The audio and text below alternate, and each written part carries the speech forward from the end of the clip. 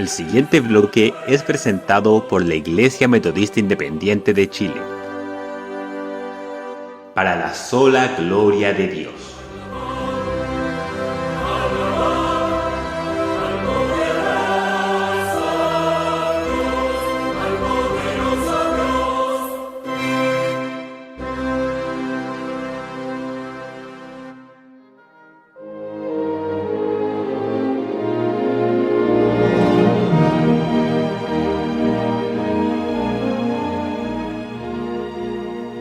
Solo la fe, solo la gracia, solo la Escritura, solo Cristo, solo a Dios la gloria. Un ciclo especial destinado a resaltar los pilares esenciales de la doctrina cristiana bíblica, que han sido divinamente sustentados para la eficaz predicación del Evangelio de Jesucristo, para la edificación de los justificados y para la defensa de nuestra fe.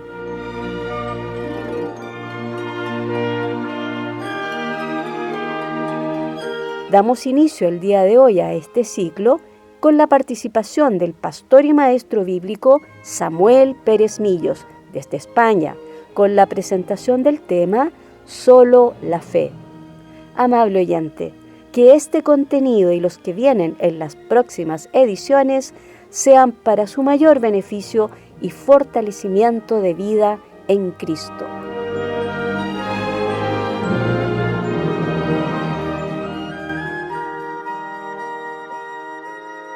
Sola fe es el tema de hoy. Y quiero mencionar un versículo que sabéis todos de memoria, Romanos 5:1. Justificados pues por la fe, tenemos paz para con Dios por medio de nuestro Señor Jesucristo. El apóstol Pablo es enormemente claro.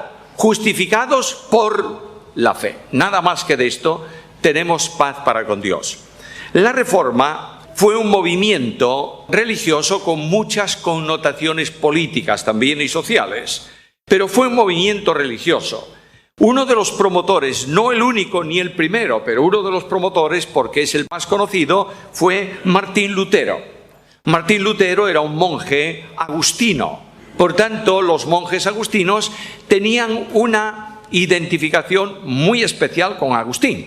Y Agustín de Hipona fue un hombre que luchó por la fe en cuanto a principios de salvación. Agustín de Hipona luchó contra los que decían que la salvación se podía alcanzar medio por obras, luchó contra los que decían que la salvación se podía perder, luchó contra aquellos que decían que la salvación puede ser obra voluntaria de cada hombre, de cada persona que puede creer cuando quiera y como quiera, y él marcó parámetros. Indudablemente Martín Lutero lo tenía. Pero en el tiempo de Martín Lutero se estaba tratando de construir, se construía la gran basílica llamada de San Pedro en Roma. Esa basílica es un monstruo de construcción. Se necesitaban recursos que el Papa entonces no tenía. Por tanto, se les ocurrió a la gran curia de la Iglesia entonces vender indulgencias. ¿Sabéis lo que es la indulgencia? Por 100 euros perdono tus pecados y no vas al purgatorio. Y si me das 250, el alma de tu padre que está sufriendo saldrá de allí. Y predicando las bulas de indulgencias, había un hombre que se llamaba Juan Tetzel, que se iba por todas las ciudades de Alemania vendiendo esto. Y él dijo un día, y Martín Lutero lo oyó también, en cuanto la moneda suena en el cofre, el alma sale del purgatorio. Bueno, nos reímos, pero esto fue una tragedia, que robó el dinero a cientos de pobres. Martín Lutero no pudo aguantar esto. Y Martín Lutero discutió con el clero de entonces sobre la salvación y todas estas cosas. Y escribió 95 puntos de la discusión. Esa discusión, ¿sabéis cómo terminó? Como empezó, sin ningún resultado. Porque ninguno estaba dispuesto a mover ni un milímetro lo que tenía como instrucciones dogmáticas de la Cátedra Vaticana. Martín Lutero escribió los 95 puntos de la discusión y ¿qué hizo?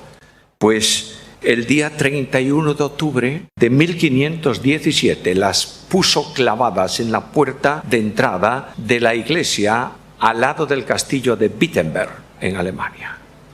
Os imagináis lo que pasó, ¿verdad? Bueno, el resto es historia pura. Ahí comienza la gran discusión, pero uno de los argumentos de la Reforma en origen fue: señores, volvamos a la Biblia. Y la sola Escritura es el único elemento válido para conducir la fe de la Iglesia. Volvamos a la Biblia. Esto trajo una revolución y se reconoció los 5 principios de la Reforma: sola fe, sola gracia, sola Escritura, solo Cristo, solo gloria a Dios. Uno de los elementos, por tanto, principales de la Reforma fue la fe. ¿Y la fe vinculada a qué? A la justificación. Dejadme hacer un paréntesis. Yo soy el hombre de los paréntesis. A veces decimos, bueno, los luteranos tienen muchos problemas doctrinales, que son herejes. No. Los reformadores estudiaron lo que era urgente, pero no estudiaron todo, señores. ¿Qué estudió Lutero? Justificación por la fe. ¿Qué estudió Calvino? Salvación por gracia y seguridad de salvación. Pero ninguno de ellos entró en escatología, ni entró en organización de iglesia, ni en cuestiones que eran, digamos así, perdonadme, intranscendentes. Fueron a lo principal. De manera que 3 cosas quiero mencionar hoy sobre la sola fe. En primer lugar, la posición.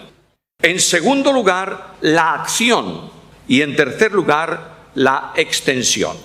Primeramente, la posición.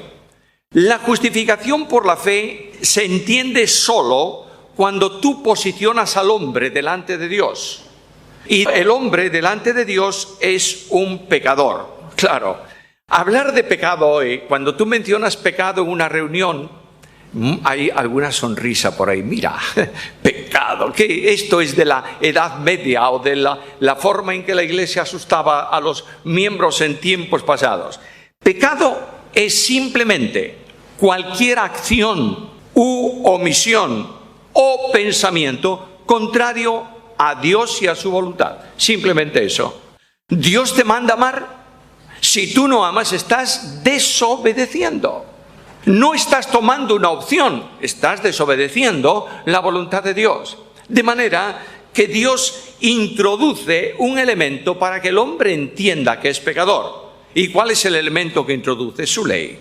La ley de Dios no está para amargar la vida del hombre, está para enseñar al hombre la distancia que existe entre él y Dios. De manera que en la carta a los Romanos, Pablo estudia la justificación por la fe en los 3 primeros capítulos. Lamentablemente, he repasado anteayer y ayer todas las teologías sistemáticas que tengo en mi biblioteca. Solo una tiene más de 3 páginas sobre justificación por la fe. Redención, expiación, todo esto, mucho, pero justificación por la fe. ¿Por qué es un problema? Ya que no se trata de una obra, sino de una declaración de Dios.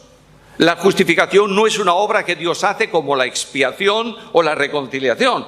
Es una declaración legal, mediante cuya declaración Dios dice, referente a un pecador impío, que debe ser tratado como justo, porque no tiene nada pendiente en relación con la justicia de Dios. Ahora, todos nosotros vamos a la ley. Yo no voy a repasar los 10 mandamientos. Pero quiero mencionaros solamente 2, que son el resumen de la ley. Primer mandamiento, amarás a Dios sobre todas las cosas. ¿Lo cumples? Segundo mandamiento, amarás al prójimo como a ti mismo. ¿Lo cumples? Por tanto, si no puedes cumplir el resumen, no puedes cumplir la ley. Y todo quebrantamiento de la voluntad de Dios es ¿qué? Pecado. Por tanto, a la vista de esto, no hay nadie que honestamente diga, yo no soy pecador. El pecado es algo universal, por cuanto dice la Biblia, dice Pablo en estos pasajes, especialmente en el capítulo 3, por cuanto todos pecaron y están destituidos de la gloria de Dios. Ahora, cuando nosotros estudiamos esa cuestión de pecado, tenemos que vincularla inmediatamente con la responsabilidad penal. La responsabilidad penal no se puede absolver o disolver o retirar mientras no se cumple la pena correspondiente. Me ponen una multa de tráfico y yo soy un transgresor siempre. Pero no se meten conmigo cuando yo pago la multa. Ahora, Dios ha establecido una pena para el pecado. ¿Y cuál es esa pena? La paga del pecado es la muerte. Cuando voy a la Biblia y yo pregunto a la ciencia de hoy, al léxico, a la Real Academia de la Lengua, ¿qué es muerte? Y lo que me dice el diccionario es esto: muerte es el término de la vida, el cese de la existencia. Eso es para la filosofía. Pero para la Biblia, la muerte no es término de nada, es un estado. De manera que la Biblia me habla de la muerte física como el estado que se produce cuando la parte material se separa de la parte inmaterial. En la cruz dice que Cristo dio su espíritu y ¿qué pasó? Murió. Luego, cuando una persona muere, es que la unidad corporativa de la persona, el cuerpo y el espíritu, se han separado. Está muerto físicamente. Pero la muerte física es la consecuencia visible de otra muerte, de la muerte espiritual. ¿Y qué es la muerte espiritual? En él estaba la vida. La vida espiritual, que es vida eterna, ¿está en quién? En Dios.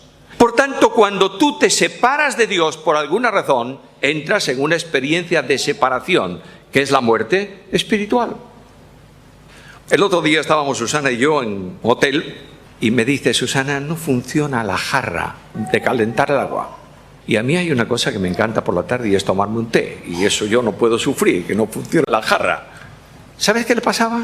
Bueno, alguien, o el tiempo, o el uso, había tirado de los cables del enchufe y estaban los cables todos. Estaba el enchufe y estaba la corriente. Pero había un cable que no estaba en el enchufe, por tanto no tenía energía. De la misma manera, cuando el pecado se introduce entre el hombre y Dios, el hombre muere espiritualmente ahí.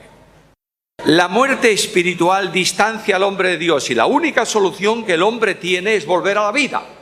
¿Puede él volver a la vida? No, porque nadie puede resucitarse a sí mismo. Tiene Dios que hacer una operación. Por tanto, lo que quiero decirte es que el hombre está muerto espiritualmente en delitos y en pecados. Y está muerto espiritualmente porque no puede mantener esa relación con Dios. El apóstol Pablo en el capítulo 3 de esta carta y en el versículo 23 dice lo siguiente, Romanos 3, 23. Por cuanto todos pecaron, están destituidos ¿de qué? De la gloria de Dios, de la comunión con Dios, de la relación con Dios. Ahora, si tú quieres ir a una aclaración todavía más precisa, te vas al Antiguo Testamento, al Salmo 24. Y en ese Salmo 24, en los versículos 3 y 4, el salmista formula una pregunta. ¿Quién estará en el monte de la santidad de Dios? ¿Quién estará en su lugar santísimo? Es decir, ¿quién va a estar con Dios? Y la respuesta es muy simple. El limpio de manos, el puro de corazón, el que no ha elevado su alma a la vanidad, ni ha jurado con engaño. ¿Quién? Nadie. Porque todos hemos caído ahí. ¿Nunca has tenido un pensamiento vano? Naturalmente que sí, todos los días y en muchos momentos. Por tanto, lo que me dice el Salmo es, nadie puede estar junto a Dios, en comunión con Dios, en un estado de pecado personal. Pero el Salmo dice algo. Aquel que es justo recibirá justicia de Dios. El que viene al encuentro de Dios, el que cree en Dios, Dios le justifica. Esto es enormemente importante. Mira el versículo para no citarlo tanto de memoria y olvidarme de alguna palabra. Capítulo 24 y versículo 5. Él recibirá, el que no ha jurado con engaño, el perfecto, él recibirá bendición de Jehová y justicia del Dios ¿de qué? De salvación. De manera que la justicia que otorga Dios para salvación no nace del hombre. Es el resultado de una obra de Dios. Decía hace un momento que justificación es una acción legal. Es la determinación, la sentencia de un juez al que se le ha llevado un reo y él examinó a ese reo a la luz de las disposiciones legales contrarias a él. Y termina diciendo, no tiene pena pendiente ninguna. Y lo justifica. Pero aquí tenemos un problema y nos lleva al segundo punto de mi reflexión de esta mañana, la acción. ¿Qué es la justificación? Si la justificación es una declaración legal, tengo que entender que Dios no puede hacer una afirmación o una declaración legal contraria a su justicia. Si Dios dijo, el alma que pecare morirá, y no hay más remedio que pagar esa deuda, ¿cómo es posible que Él declare justo a un hombre que no es justo? Dios no hace justo, Dios declara justo. ¿Yo sigo siendo injusto delante de Dios o no? Pues claro, pero Dios me ha declarado justo en el sentido de justificado sin responsabilidad penal. Sí, por una razón. Delante de ti, dice el Salmo, ningún ser humano se justificará. Salmo 143:2. Además hay otro problema muy serio en relación con Dios. Escucha Proverbios capítulo 17 y versículo 15. El que justifica al impío y el que condena al justo, ambos son igualmente abominación a Dios. De modo que estamos con un problema de cómo Dios puede justificar al que cree que es pecador y que es injusto. El camino del procedimiento es muy simple. Capítulo 3 de Romanos, versículo 21 y 22. Pero ahora, aparte de la ley, se ha manifestado la justicia de Dios testificada por la ley y por los profetas. La justicia de Dios por medio de la fe en Jesucristo para todos los que creen en Él, porque no hay diferencia. Es decir, Dios justifica al que cree en Cristo. Ahora, ¿qué es esto de creer en Cristo? Hay cientos de personas en esta ciudad y hay muchas personas en iglesias evangélicas que dicen, yo creo en Cristo. ¿Y qué es lo que tú crees de Cristo? Bueno, que Cristo existió, que es el único salvador de los pecadores, que murió por los hombres en la cruz. Yo creo eso. Eso no te salva.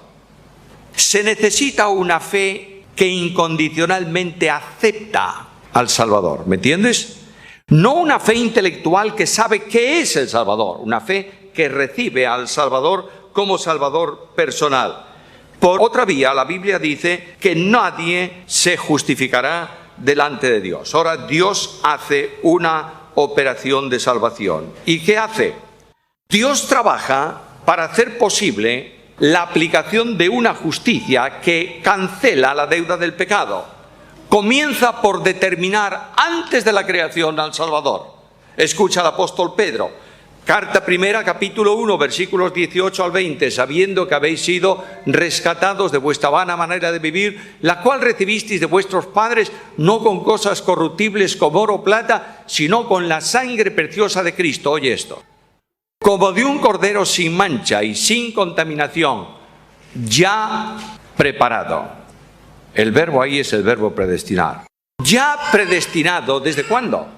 Desde antes de la fundación del mundo. Es decir, antes de que Dios trajese el universo a la existencia, antes de que Dios crease a los hombres, antes de que los ángeles le alabasen, Dios estableció salvar al pecador mediante la entrega de su Hijo. Esto exigía varias cosas. Exigía que el Verbo de Dios, nuestro Señor Jesucristo, Rey de reyes y Señor de señores, viniese al mundo de los hombres, haciéndose hombre. La razón por la que Cristo toma naturaleza humana, la razón por la que la segunda persona se reviste de humanidad, es para que en esa naturaleza incorporada a su persona pueda morir. ¿Puede morir Dios? No. Dios es inmortal. Pero puede dar su vida por medio de su naturaleza humana como hombre. De manera que cuando yo veo la cruz, me pregunto, ¿murió Dios? Y la respuesta que tengo que decir, no. Dios no muere, pero tengo que afirmar que quien murió en la cruz era Dios. ¿Me entendéis esto? De manera que Dios envía a su Hijo. La naturaleza humana de Jesucristo, la vida de la naturaleza humana de Jesucristo adquiere un valor infinito. ¿Sabes por qué? Porque es la naturaleza humana de Dios. Y Dios es infinito. De manera que la sangre de Cristo, la vida de Cristo, la muerte de Cristo, es de valor infinito para la salvación ¿de quién? De todos los hombres y de todas las mujeres en todos los tiempos. A veces escucho cosas curiosas, escuchan cosas curiosas, Cristo dio su vida hasta la última gota de sangre. ¿Seguro? No quedó ni una gota en el cuerpo de Cristo cuando murió. Lo que está diciendo la Biblia simbólicamente es que una sola gota, un solo elemento, una sola porción, si pudiéramos dividirla, de la vida del Hijo de Dios es infinita. ¿Por qué? Porque es Dios. ¿Me entiendes esto? De modo que Dios envía a su Hijo, Cristo ocupa el lugar del pecador en la cruz y escucha la Biblia. Mas Jehová cargó en él, ¿qué cosa? El pecado de ¿cuántos? De todos nosotros. Cuando Cristo está en la cruz, el inocente Cordero de Dios, Santísimo Dios, se hace responsable de la deuda de tu pecado y de la deuda del mío. Y Dios transfiere a Cristo la condenación de los hombres. Y Cristo experimenta la muerte espiritual y experimenta la muerte física. La muerte espiritual en la cruz escucha al Señor: ¿por qué me has abandonado? Escúchalo en Getsemaní: si es posible, pase de mí este vaso. Oh, hermano mío, no puedo leer esos versículos sin emocionarme. No puedo acercarme a Getsemaní y ver a mi Señor de rodillas clamando, no por su pecado, por el mío. No puedo verlo en la cruz, en medio de las tinieblas tremendas, sin decir: yo tenía que estar ahí. Pero Él ocupó mi lugar. Y de pronto la cruz termina. Y la penúltima palabra del crucificado es fantástica. Es una sola palabra en el texto griego: consumado es. Cristo dice allí en el idioma griego, yo no sé en qué idioma lo habría dicho, en arameo probablemente, pero Cristo dice tetelestai.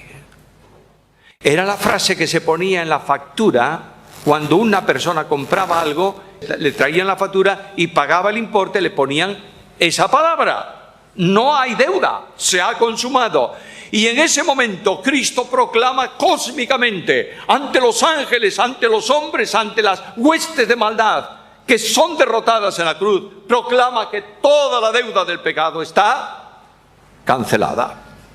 A veces decimos: hoy Dios puede perdonarte tu pecado. ¿Sabes? Dios no perdona nunca un pecado de por sí.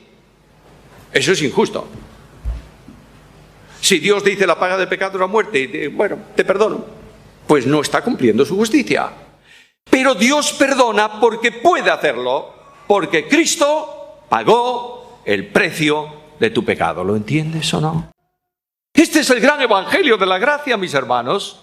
Este es el evangelio que dice: tú no tienes nada que hacer porque no puedes hacer nada, solo creer y recibir por medio de la fe lo que Dios hizo para ti en Cristo en la cruz del Calvario.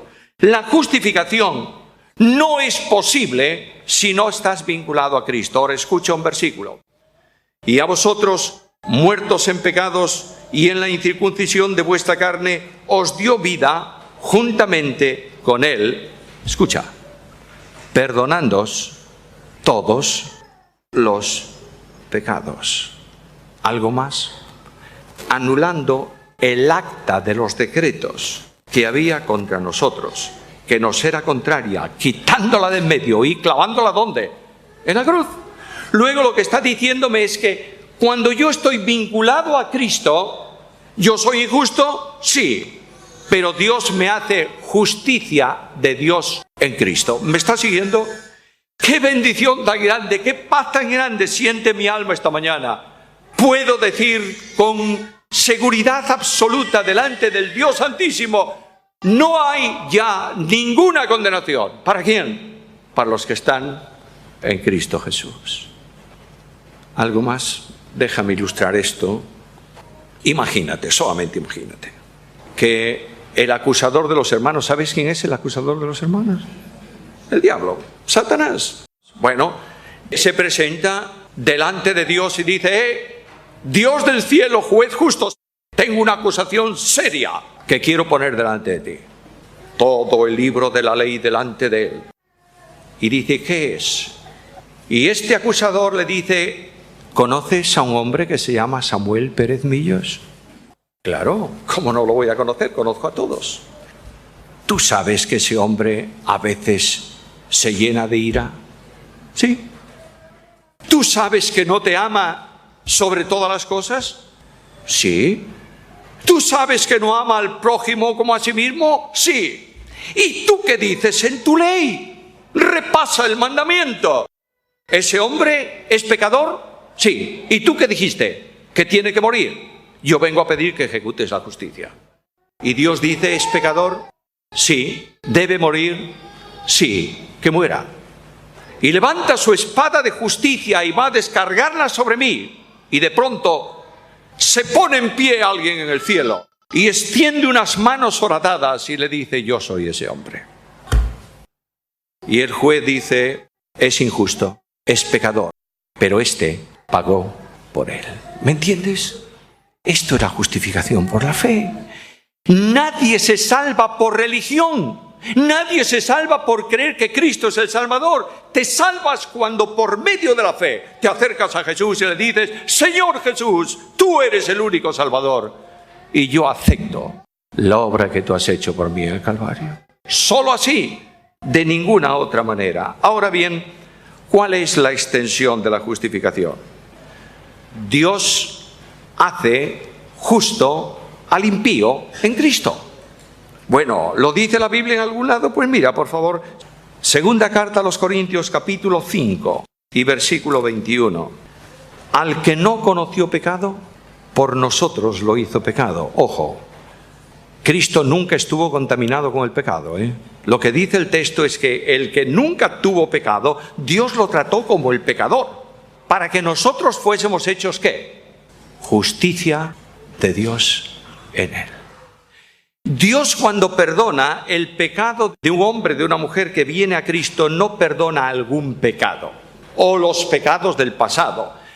Perdona todos los pecados del pasado, del presente y del futuro. ¿Para qué? Para que tú vengas con humildad delante de Dios y le digas, gracias, Señor, porque puedo acceder a tu trono de bendición, a tu presencia, y dialogar contigo y pedirte lo que necesito. ¿Hemos estado en la presencia del Señor esta mañana? Sí. Alguien ha dicho también, y yo lo oí de varios estos días, que ayer sintieron la presencia de Dios en el tiempo de oración. ¿Es verdad? Es verdad. Puedes estar porque tienes derecho a estar. Nadie puede echarte del trono de la santidad de Dios y apartarte de su lado. Los querubines, custodios de la santidad de Dios, no osan levantar su espada para impedir el paso de un creyente al trono de la gracia. ¿Sabes por qué? Porque no hay condenación para los que están en Cristo Jesús. Esta mañana Dios ha estado gozándose con su pueblo. ¿Lo sabes? Bueno, claro, porque pertenecemos a la Iglesia Unida y esta es la gran iglesia. No. No, porque somos protestantes. Tampoco. Dios se ha gozado porque nos ve en Cristo. ¿Entendemos esto? Y has salido de tu casa a lo mejor con un mal pensamiento y has discutido con tu esposa y vienes por ahí y has quebrantado 5 leyes de circulación y no sé qué, y luego te pones a cantar al Señor. Dios te ve en Cristo. Esto no significa que tú no tengas que confesar tu pecado para restaurar la comunión con Él. Pero la justificación por la fe es la gran bendición que aparece en la consecuencia de la obra de Jesucristo. Un par de cosas y termino. Quien ha creído tiene paz con Dios. Escucha el versículo que leíamos al principio. Justificados pues por la fe tenemos paz para con Dios. La enemistad, la guerra, la contienda entre el hombre pecador y el Dios santo ha terminado, porque Dios la ha cancelado en Cristo Jesús. Tienes seguridad de salvación. Nadie te diga lo contrario. Nadie te diga si tú tienes un pecado grave, y tendríamos que clasificar pecados mortales y veniales también nosotros. Si tienes un pecado grave, has cometido una transgresión muy importante, pierdes tu salvación. No, Señor. Cristo ha perdonado todos tus pecados. ¿Lo entiendes o no? Y nunca te va a traer a condenación. Aquel que cree en Cristo ha pasado de muerte a vida. Escucha ahora la gran realidad. Jesús dice, El evangelista Juan lo recoge de esta manera: porque de tal manera amó Dios al mundo que ha dado a su Hijo unigénito para que todo aquel que en Él cree no se pierda, mas tenga vida eterna. No puedo terminar sin decirte cómo creemos. El llamamiento de Cristo es muy simple. Escúchalo en sus propias palabras: venid a mí todos los que estáis trabajados y cargados, y yo os haré descansar. Es una invitación universal porque no hay nadie que no tenga la carga de su pecado con él. Y Cristo dice: venid a mí. Ahora, ¿cómo debo ir a él? Un carcelero asustadísimo una mañana, con la cárcel abierta, las puertas abiertas, los presos dentro, pero el hombre temblando le dice a uno de los presos, el apóstol Pablo: señores, ¿qué haré para ser salvo? ¿Y qué le dice Pablo? Cree en el Señor Jesucristo y serás salvo. Ahora, creer es esencialmente un acto de obediencia. Y aquí tengo mi problema. Porque Pablo dice que con el corazón se cree, no con la mente, con el corazón. El corazón es el núcleo de la voluntad del hombre, el centro de la personalidad humana, la expresión sinónima de la persona en sí en funcionamiento. Y lo que dice que creer se cree con tu vida. ¿Y qué es eso? Venid a mí. Entregad vuestra vida, rendiros a mí. Lo digo con palabras de Pablo a los atenienses. Fíjate, Pablo predicando por primera vez a un grupo que no había oído nunca el Evangelio. ¿Y cómo concluye Pablo? Dios manda ahora. Manda ahora a todo hombre, en todo lugar, que se arrepienta, que crea. Dios manda, porque el Dios de la Biblia que salva no ruega para que tú seas salvo. Manda que creas. Cuando una persona se niega a entregar su vida a Cristo, no se pierde solo por sus muchos pecados, se pierde por uno solo. El que rehúsa creer no verá la vida. Es el rechazo voluntario a Dios. Dios pide al pecador ningún tipo de esfuerzo personal. No tengo en mí capacidad, pero escucha lo que dice la Biblia: escogido según la presciencia de Dios Padre en santificación del Espíritu para obedecer. Luego el Espíritu Santo de Dios te capacita esta mañana. Estás escuchando el mensaje del Evangelio más simple y sencillo que yo he predicado en toda mi vida. Es una verdad esencial tomada de los textos de la Biblia. El Espíritu de Dios te ha traído aquí si no tienes a Cristo en tu vida y te ha capacitado para que obedezcas. Si no lo haces, es tuya la responsabilidad. Y alguno podrá decirme esta mañana: bueno, mi vida es una vida de fracaso, soy un perdido, una calamidad humana, ¿me recibirá Jesucristo? Escucha lo que dice Jesús: el que a mí viene, de ningún modo lo rechazo. Es tu oportunidad esta mañana. Es la oportunidad para que tú, tal como estás, si no tienes la experiencia de una relación con Cristo, si tienes tu pecado sobre ti, si sabes que no puedes hacer nada para cancelar la deuda y sabes que el pecado trae una consecuencia, la muerte espiritual y la muerte eterna, Dios te ha traído para que tú digas a Jesús esta mañana: Señor Jesús, gracias por lo que tú hiciste por mí. Señor Jesús, te recibo como mi Salvador personal y te entrego mi vida. Si no haces esto hoy, encontrándote con tu Salvador, te vas a encontrar con tu juez. Hay una historia muy interesante, larga, pero yo la voy a abreviar y con esto termino. Muy simple. En los Alpes, un grupo de americanos, 3 concretamente americanos, estaban empeñados en subir una montaña de los Alpes y buscaron un guía. Y el guía les dijo: bueno, señores, vamos a subir, amárrense las cuerdas, etcétera, etcétera, no suelten cuerda, manténganse bien unidos. Comenzaron a subir. El último, que iba en la última posición de la escalada, vio aquella montaña impresionantemente bella y soltó cuerda.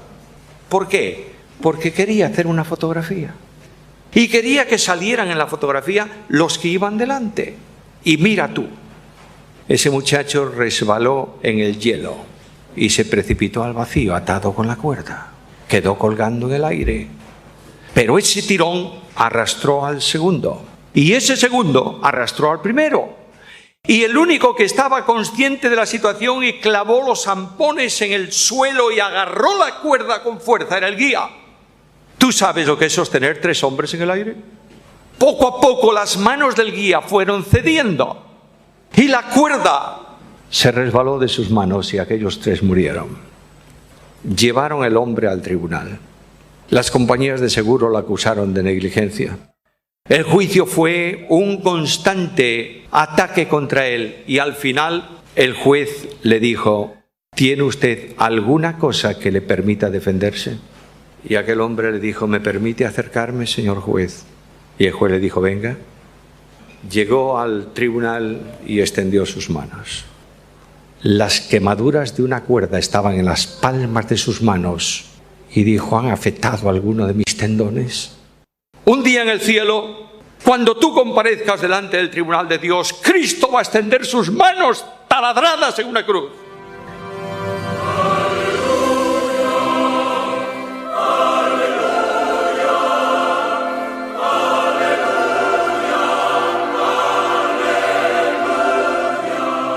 Y aquí concluye nuestro programa de hoy.